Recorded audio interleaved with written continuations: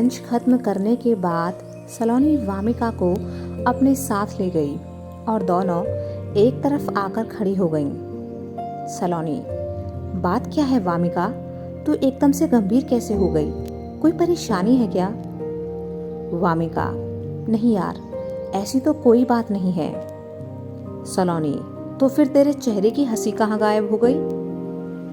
वामिका, यार हंसी मजाक तक तो ठीक है, पर मैं सोच रही हूँ कि क्या हमारा शादी करने का फैसला सही रहेगा। शिवाय बेस्ट फ्रेंड है मेरा और हम दोनों के बीच जो बॉन्डिंग है वह बहुत अच्छी है। मैं उस पर पूरा भरोसा करती हूँ और वह भी मेरा हर जगह साथ देता है। पर कहीं ऐसा तो नहीं होगा ना कि शादी के बाद सब बदल जाएगा और शिवाय मुझे अलग तरह से ट्रीट करने लग जाए। सलोनी चौंकी। तू ऐसा क्यों सोच रही है? वामिका, क्यों ना सोचूं? अभी तो वह मुझे अपनी बेस्ट फ्रेंड की तरह ट्रीट कर रहा है, लेकिन शादी के बाद तो मैं उसकी बीवी हो जाऊंगी ना, तो शायद उसके बर्ताव में कुछ बदलाव आ जाए। सलोनी, तू खामखा परेशान हो रही है, ज़्यादा मत सोच। और अगर तुझे इतनी ही दिक्कत है तो एक काम कर, इस सवाल का जवाब तू खुद शिवाय से ही पूछ ले कि क्या तुम दोनों का रिश्ता बदलने के बाद वह तुझे अलग तरह से ट्रीट करना शुरू कर देगा। वामिका, सच में उससे पूछ लूं? सलोनी ने अपना सिर पीट लिया। ओफो, तू इतना क्यों कंफ्यूज हो रही है? वामिका उदास हो बोली, यार क्या करूं, एक बार धोखा खा चुकी हूं, इसलिए इस बार हर कदम फूंक फूंक कर रखना चाहती हूं।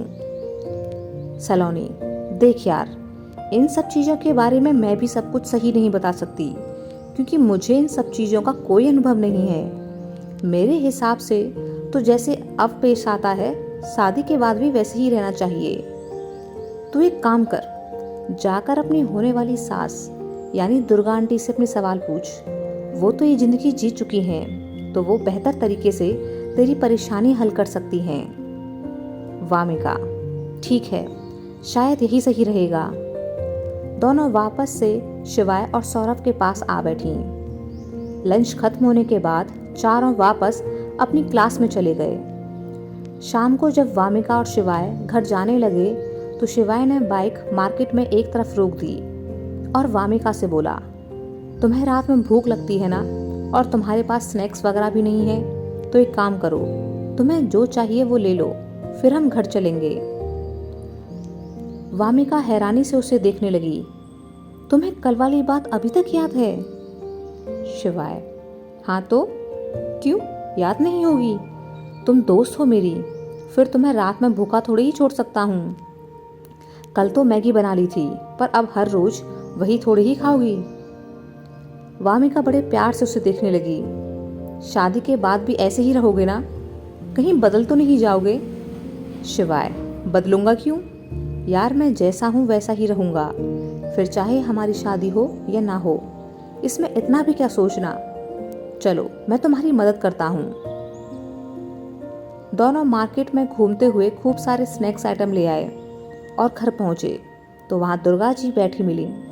वह उन दोनों को देखकर खुश हो गईं कि उनकी नज़र शिवाय के हाथ में लगे बैग पर पड़ी। उन्होंने हैरानी से पूछा, इस पॉली बैग में क्या है?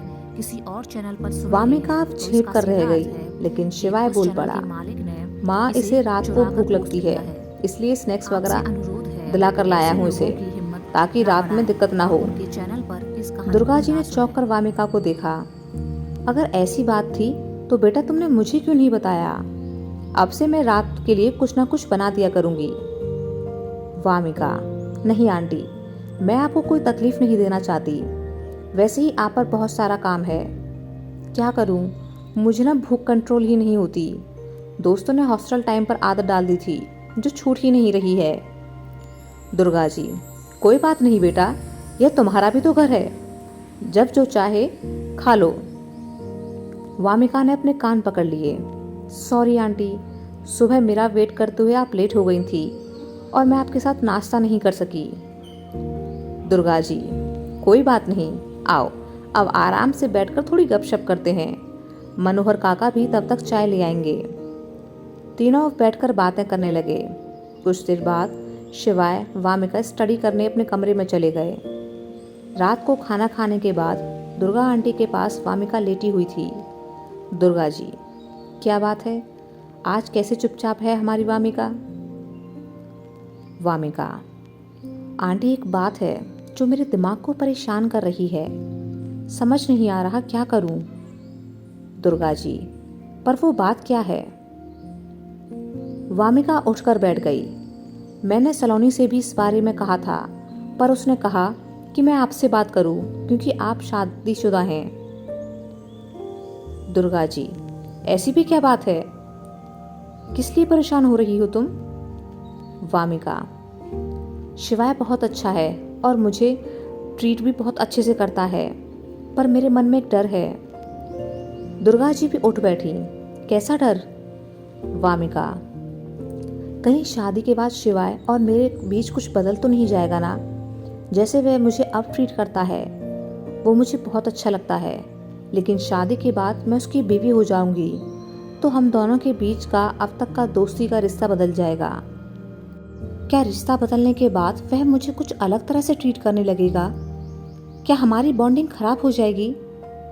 क्या वो अपने फैसले मुझ पर थोपेगा कि अब तो मेरी वाइफ हो तो मेरी बात माननी ही पड़ेगी?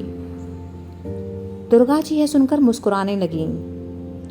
वामिका, आंटी, मैं शिवाय को किसी भी रीजन से खोना नहीं चाहती। कहीं ऐसा ना हो कि उसे पति बनाने के चक्कर में उसकी दोस्ती भी खो बैठूं। आप बताओ ना कि क्या जो मैं सोच रही हूँ वह सही है या गलत? दुर्गा जी हंसने लगी। तुम ना सच में पागल हो। अरे शादी के बाद बदलाव तो होगा ही तुम्हारे रिश्ते में। वामिका यह सुनकर घबरा गई। क्या? दुर्गा जी, हाँ, और वह बदलाव कैसा होगा वो सुन लो। जैसे शिवाय तुम्हें अभी ट्रीट करता है ऐसे तो वो बाद में भी करेगा, लेकिन साथ ही तुम्हें प्यार भी करेगा, तुम्हारी गोद में सिर रखकर लेटेगा भी। अपने कुछ फैसले वो तुम्हें ध्यान में रखकर लेगा, तो ऐसा ही तुम्हें भी करना होगा। वो पहले से और ज्यादा फिक्र करेगा तुम्हारी। सरल शब्दों में कहूँ तो अभी तुम दोनों अपनी अपनी जिंदगी जी रहे हो, लेकिन शादी के बाद तुम दोनों को एक जिंदगी जीनी है। मैं दावे के साथ कह सकती हूँ कि मेरा शिवाय कभी किसी गलत बात के लिए तुम्हें फोर्स नहीं करेगा। शादी के बाद की जिम्मेदारी को वो अकेले तुम पर नहीं थोपेगा, बल्कि साथ में हाथ बटाएगा। जैसे अब तुम्हारे हर सुख दुख को बांटता है, वैसे ही वो तब भी करेगा। ये समझ लो कि तुम्हारी दोस्ती पहले से और भी गहरी हो जाएगी और इस रिश्ते को एक नया नाम मिल जाएगा और तुम दोनों के बीच में प्यार ही प्यार होगा। वामिका, सच में? दुर्गा जी, हाँ, तुम खामखा परेशान हो रही हो। अगर अभी भी तुम्हें कोई दिक्कत है तो कह दो। वामिका, नहीं, कोई दिक्कत नहीं है। धीरे धीरे दिन गुजर रहे थे। वामिका और शिवाय अब एक दूसरे की अहमियत अपनी जिंदगी में समझ पा रहे थे। उन्हें लग रहा था कि वो इस रिश्ते में आगे बढ़ सकते हैं और शायद ऐसा करना उनके लिए बाकी किसी और के साथ आगे बढ़ने से ज्यादा बेहतर होगा। रात को वामिका और शिवाय के कमरे में बैठ अपनी स्टडी कर रहे थे। कुछ देर बाद एक छिपकली अचानक से वामिका की नोटबुक पर गिर पड़ी, जिससे वामिका घबराकर पीछे हट गई और डर कर चीखते हुए एक तरफ बैठे शिवाय के सीने से जा लगी। उसकी अचानक से की गई इस हरकत से शिवाय के दिल की धड़कनें बढ़ गईं।